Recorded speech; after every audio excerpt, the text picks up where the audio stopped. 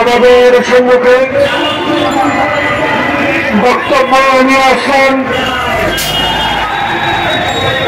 বাংলাদেশ স্বতন্ত্র তার মধ্যে মানব জাতিকে দিয়েছেন শ্রেষ্ঠ মর্যাদা। সালাম বর্ষিত করছি ওই মহান নেতার প্রতি, যাকে সৃষ্টি না করলে এই পৃথিবীর কিছুই সৃষ্টি করতেন না। তিনি হযরত মুহাম্মদ মুস্তাফা সাল্লাল্লাহু আলাইহি সাল্লাম। সম্মান প্রদর্শন করছে আয়োজিত অবস্থান কর্মসূচির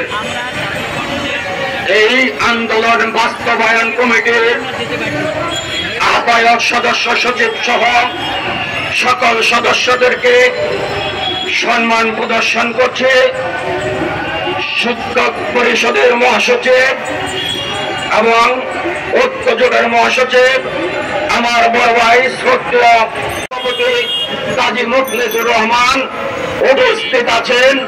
আমার বাংলাদেশের সেই টেকনাফ থেকে তেতুলিয়া 64টি জেলার আনাচে কানাচে থেকে উপস্থিত হওয়া আমার প্রিয় শিক্ষক শিক্ষিকা ভাই ও বোনেরা, আপনারা আমার সংগ্রামী সালাম গ্রহণ করুন।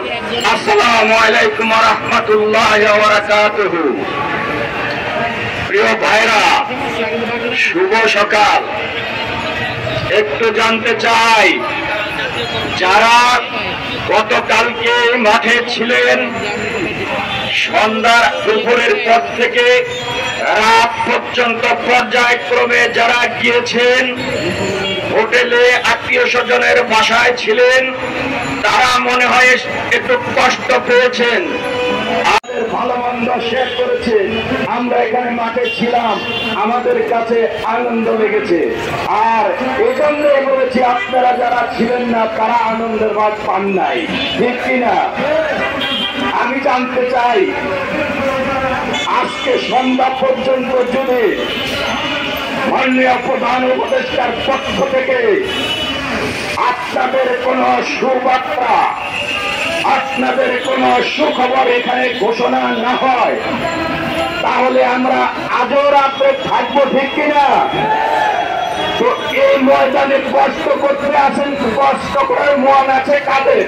যে রাত্রে সাংবাদিক এসে দেখবে, আমি দেখতে চাই। ভাইয়েরা হাত তোলেন, আল্লাহ তুমি সাক্ষী, আমরা এই ময়দানে যেভাবে।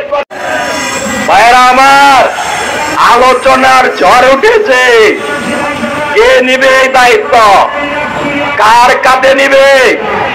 এই শিক্ষকদের কষ্ট, এই পরিশ্রম আজকে শুধু বাংলাদেশে নয়, সারা বিশ্ব দেখছে এবং শুনছে, ঠিক কিনা? আমার ভাইরা, তাই আলোচনা শুরু হচ্ছে। বিএনপির পক্ষ থেকে ফোন আসছে যে ভাই, আমাদের অফিসে আপনাদেরকে নিয়ে আলোচনা হচ্ছে।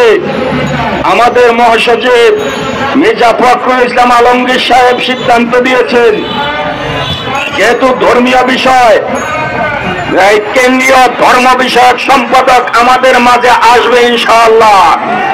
ফোনে জানিয়েছে আরো নেতারা আসবে, অন্য অন্য দল, জামাত ইসলাম, তাদের মধ্যে